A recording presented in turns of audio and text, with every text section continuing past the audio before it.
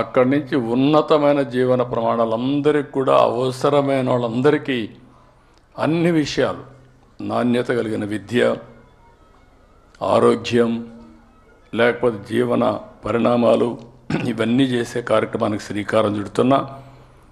దీన్ని కానీ నేను చేయగలిగితే నా జీవితాశయం ఇది, నా లైఫ్ యాంబిషన్, నా కోరిక. ఇది ప్రపంచానికి ఒక ఆదర్శం కావాలని.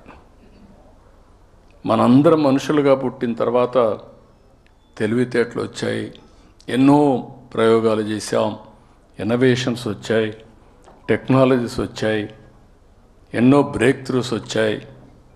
అవన్నీ వచ్చిన తర్వాత ఇది మానవాళికి ఉపయోగపడాలి, మనుషులకు ఉపయోగపడాలి.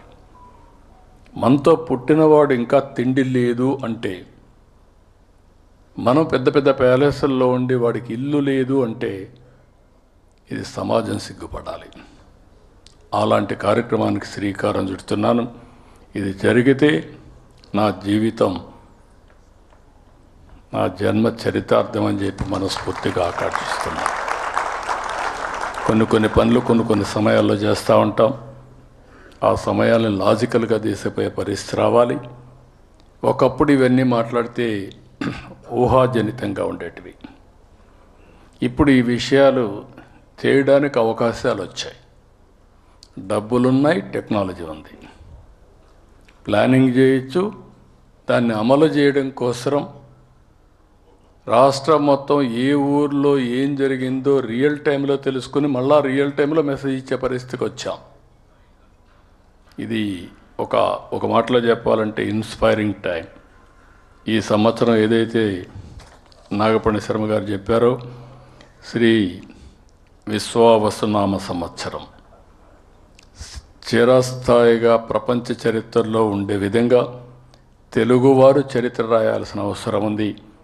అదే P4, అదే మాదిరిగా జీరో పావర్టీ, ఫైనల్గా ఆర్థిక అసమానతలు లేకుండా ఉండే వ్యవస్థ, అందరూ సమానంగా అందరికీ సమాన అవకాశాలు వచ్చే పరిస్థితి తీసుకురావాల్సిన అవసరం ఉంది. అలాంటి మంచి కార్యక్రమానికి మీరందరూ సహకరించవలసిందిగా మరొక్కసారి కోరుకుంటూ, మనుషులు అనుకుంటే ఏదైనా సాధ్యం, సంకల్పం, దృఢ సంకల్పం ఉంటే ఏదైనా ఎలాంటి జటిలమైన సమస్యను పరిష్కారం చేసే శక్తి ఒక్క మనుషులకే ఉంటుంది. అది తెలుగు జాతికి ఉండాలని. ప్రపంచం మొత్తం ఒకప్పుడు జూయిష్ గురించి మాట్లాడేవాళ్ళం. రేపు ఎక్కడన్నా ప్రపంచంలో మాట్లాడితే దానికి ఎవరు కారణం అంటే ఆంధ్రప్రదేశ్ రాష్ట్రం ఒకటి ఉంది, తెలుగు జాతి ఉంది. ఏ సమస్యైనా పరిష్కారం చేయగలిగే శక్తి సామర్థ్యాలు వారికి ఉన్నాయని నిరూపించే బాధ్యత మీ అందరికీ ఉందని చెప్పి నేను మీకు తెలియజేసుకుంటూ, ఈరోజు నాగపణి శర్మ గారిని చాలా రోజుల నుంచి చూశాను. 30 సంవత్సరాల నుంచి చూస్తున్నా. ఆ రోజు సీఎంగా చూసా, ఈరోజు చూస్తున్నా. మనిషి క్లారిటీ ఏం తగ్గలేదు.